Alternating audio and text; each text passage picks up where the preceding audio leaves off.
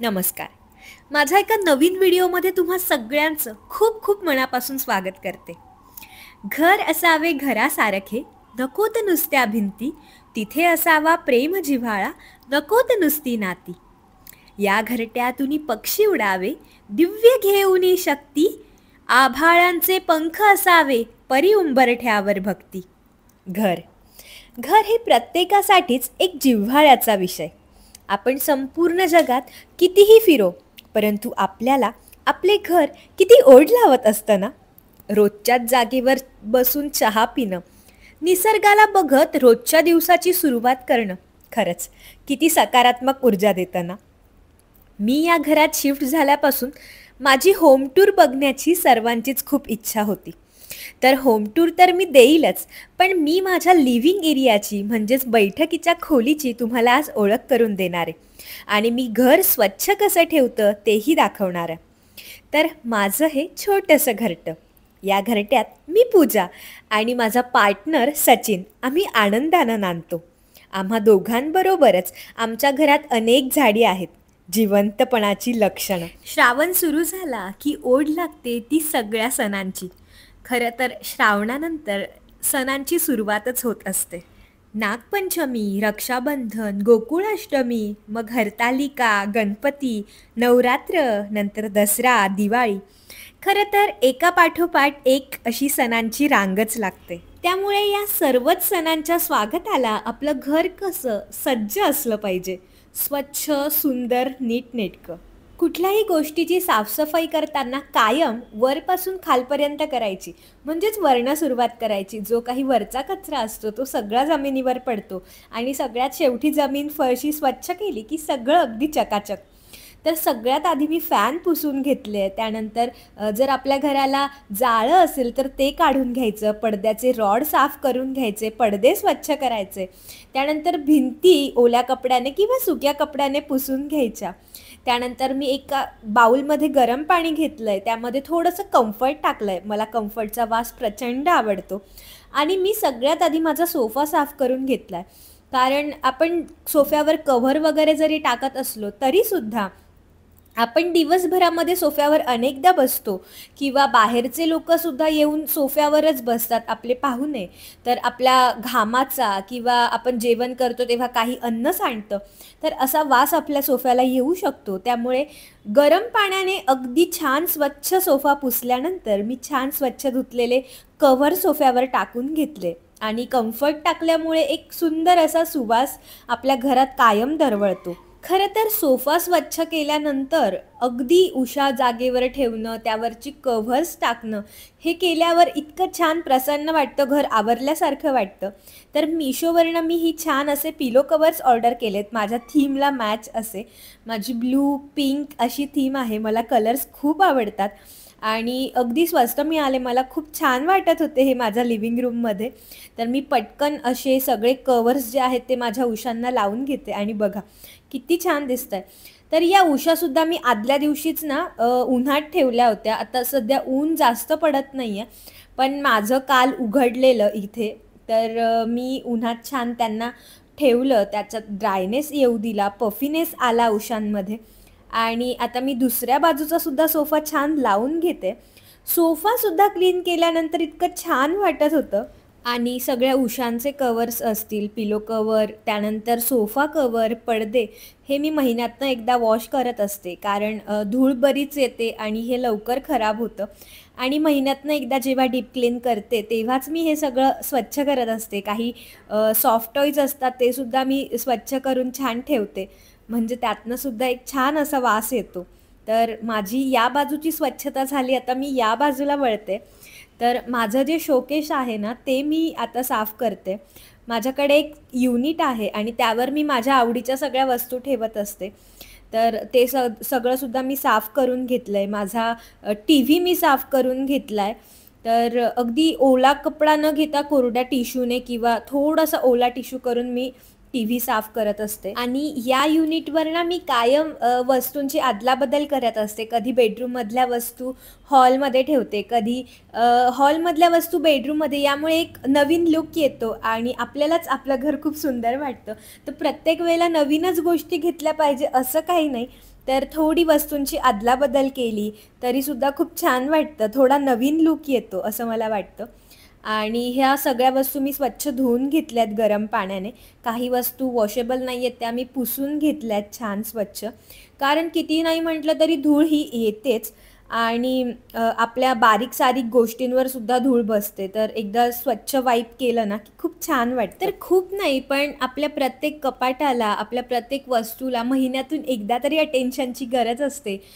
एकदा जर स्वच्छ केलं ना महिन्यातनं, तर इतकं खराब वाटत नाही आणि जेव्हा अगदी कोणी येणार असेल किंवा दिवाळी दसरा असेल तेव्हाच जर आपण केलं तर तेव्हा खूप लोड येतो स्वतःवर. त्यामुळे असं थोडं थोडं सतत करत राहिलं की खूप छान वाटतं आणि सतत कोणी ना कोणी आलं तर प्रसन्न वाटतं. नेहमीच आवरून ठेवण्याची गरज पडत नाही मग. तर अगदीच हॉटेलसारखं फर्निचर किंवा खूप मॉडर्ननेस मला आवडत नाही. मला छान साधं आणि सुटसुटीत आणि स्वच्छ असं आवडतं. जुन्या गोष्टी मला जास्त आवडतात, कलरफुल गोष्टी आवडतात आणि त्यात जर त्या स्वतःच्या हाताने तयार केलेल्या असतील तर मग खूपच जास्त आवडतात. तर शोकेसची तर वेळ झाली आहे. त्यानंतर आता मी माझा जो लॅम्प आहे ना, तो मी छान स्वच्छ करून घेते. हा लॅम्प मी Mishoवरनं ऑर्डर केला आणि इतका छान म्हणजे रोज रात्री आम्ही हाच लॅम्प लावतो. आम्हाला मोठा लाईट आवडत नाही. आम्हाला डिम लाईट खूप आवडतो आणि याच लाईटमध्ये डिनर जरी केलं तरी कॅन्डल लाईट डिनरचा फील येतो आणि खूप छान वाटतं. मी माझ्या घरात छोटी-छोटी मनी प्लांट्स लावली आहेत काचेच्या बॉटल्समध्ये, काही जार्समध्ये आणि मला असं वाटतं झाडांमुळे खूप जिवंतपणा येतो आपल्या घरामध्ये. तर मी माझ्या घरात भरपूर मनी प्लांट्स लावलेत. खूप वेगवेगळ्या प्रकारची झाडी तर आहेतच, पण मनी प्लांट लावल्यामुळे खूप छान फ्रेशनेससुद्धा येतो.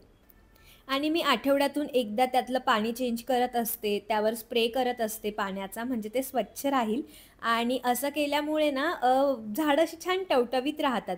मला खूप वाढलेले मनी प्लांटसुद्धा आवडत नाही. मी यांना सारखं कटिंग करत असते आणि मग पुन्हा दुसऱ्या बॉटलमध्ये लावत असते. तर पाना-फुलांनी असं घर सजवल्यावर कोपरा खूप सुंदर वाटतो असं मला वाटतं. तर हे एक झाड ठेवल्यावर म्हणजे एक तिथला लूकच बदलला ग्रीनरी ॲड झाल्यावर आणि त्यात खरी झाडं असली तर मग ती मजा काही वेगळीच असते असं मला वाटतं.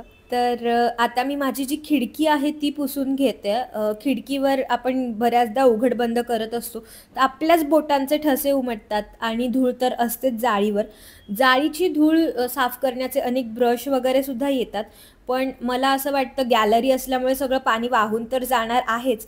म्हणून मी ना सरळ बादलीने किंवा मग्ग्याने पाणी टाकून जाळी धुते. त्यामुळे खूप स्वच्छ लवकर स्वच्छ होते. अतिशय कष्ट करण्याची गरज पडत नाही आणि कॉलिनने मी खिडकीचा जो काच आहे तो स्वच्छ करून घेते. तर या घरात ना खूप फ्रेश वाटतं ते म्हणजे या खिडक्यांमुळे. खूप मोठ्या-मोठ्या 4ही रूमला खिडक्या मिळाल्या आहेत आणि त्यामुळे भरपूर हवा येते, भरपूर प्रकाश येतो. सनलाईट येतो मेन म्हणजे आणि झाडंसुद्धा खूप छान वाढतात आणि आपल्यालासुद्धा व्हिटॅमिन डीची खूप गरज असते. तर आपल्यालासुद्धा ऊन मिळतं. आणि ऊन आल्यावर इतकं छान वाटतं. या घरात मला दुपारची वेळ ही प्रचंड आवडते कारण तेव्हा सगळी कामं झालेली असतात. छान जेवण करत असते मी आणि बाहेर इतकी छान झाडांचा व्ह्यू मिळतो. तर काचा तर स्वच्छ झाल्या. आता मी छानपैकी माझ्या झाडांना पाणी घालते. मला झाडं लावायला खूप आवडतं आणि शेतात जसं शेतकरी अगदी हात आपले मातीने भरवून सगळी झाडं लावत असतो, तसं सगळं मी इथे केलंय.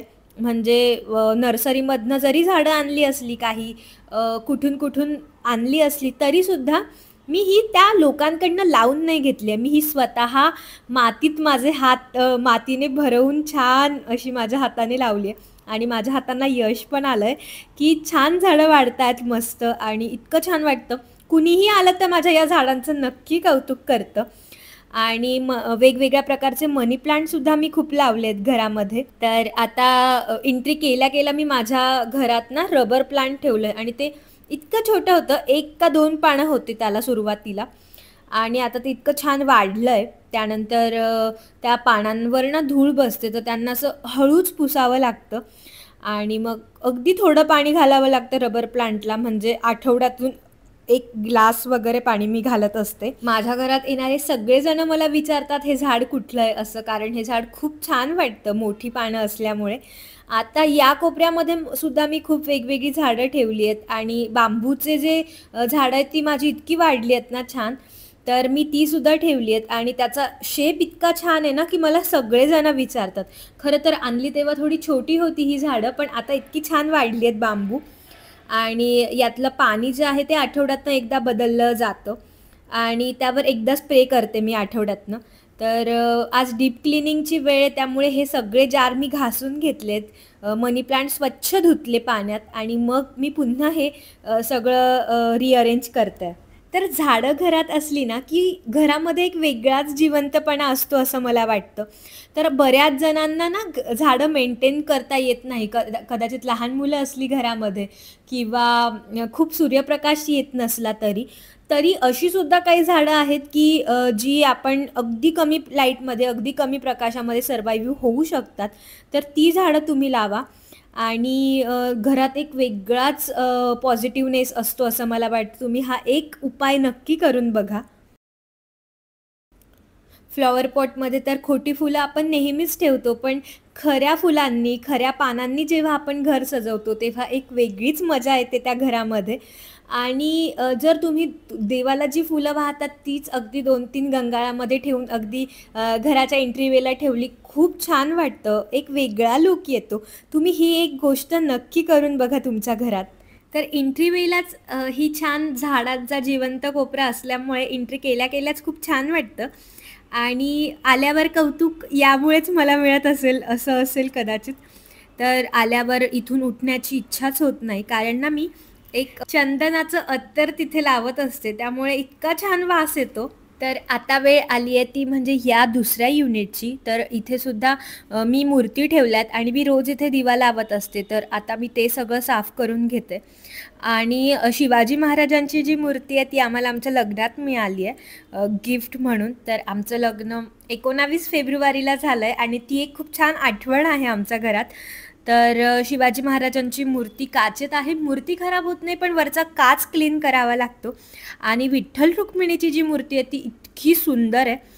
ब्लॅक मूर्ती तर तुम्हाला सगळीकडेच मिळते, पण ब्लॅक मूर्तीवर तिथे जी दागिने आहेत तर ते छान गोल्डन पेंट झालेली आहेत, त्यामुळे इतका सुंदर वाटते ती मूर्ती, खूप जिवंत वाटते. आणि मी रोज तिथे दिवा लावते हॉलमध्ये आणि अगरबत्ती लावते, त्यामुळे एक छान वास असतो तिथे. तर मी जे काही काढलं होतं तिथून ते पुन्हा सगळं असेंबल करून घेते आणि पुन्हा सगळं कोपरा स्वच्छ करून घेते. तर हे जे कपाटं आहेत हे मी कालच आवरून ठेवली होती, म्हणजे मला आज जास्त लोड यायला नको. तर खरं तर डीप क्लीन करायचं असेल तर 3 तास तरी लागतात, पण ते 3 तास काम करायचं आहे हे आज करायचं आहे की उद्या करायचं आहे, उद्या करायचं आहे की परवा करायचं आहे, यात जास्त वेळ जातो असं मला वाटतं. तर पण ठीक आहे, प्रत्येकालाच कंटाळा येतो, पण महिन्यातला एक दिवस थोडंसं जास्त प्रेशर आलं तर महिना छान जातो. आणि आता माझा हा कोपरासुद्धा स्वच्छ झाला आहे.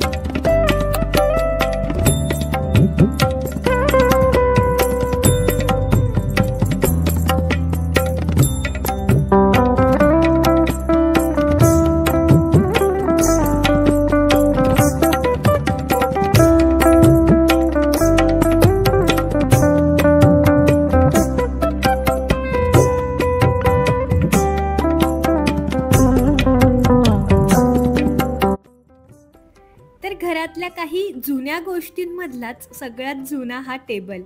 तर माझ्या संसाराची सुरुवात झाली तेव्हापासून हा टेबल माझ्यासोबत आहे आणि खरं तर काका जेव्हा मुंबईला राहायचे तेव्हा त्यांनी हा विकत घेतला आहे. अतिशय जुना आहे हा.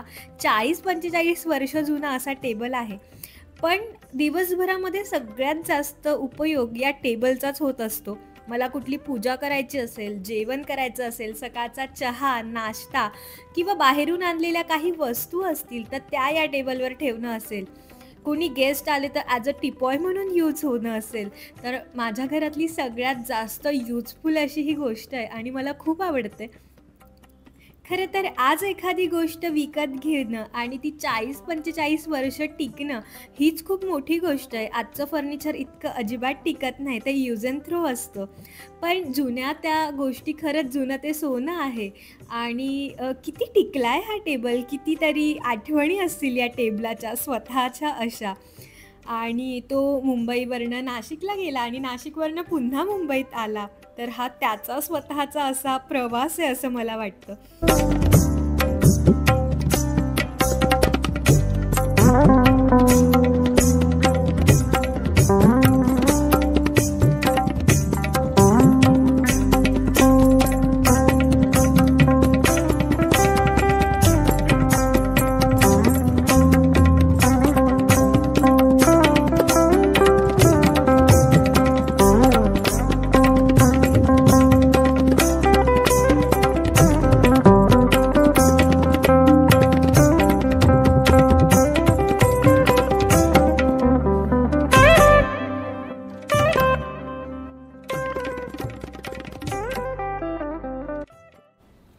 माझ्या स्वप्नातलं हे घर असेल कितीतरी स्वप्नांचं हे घर.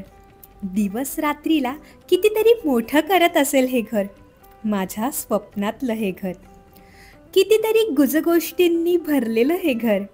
कितीतरी सुखदुःखाने भरलेलं हे घर. दुःखाने भरलेल्या मनाला सतत सावरतं हे घर. आईसारखी अंगाई गाऊन मनाला शांत करतं माझं हे घर. माझ्या हसण्यानं मला सावरतंय हे घर. गाणं गाऊन माझा हा प्रवास खूप सुंदर आहे हे सतत सांगतंय मला माझं हे घर. माझं घर, माझ्या स्वप्नातलं घर.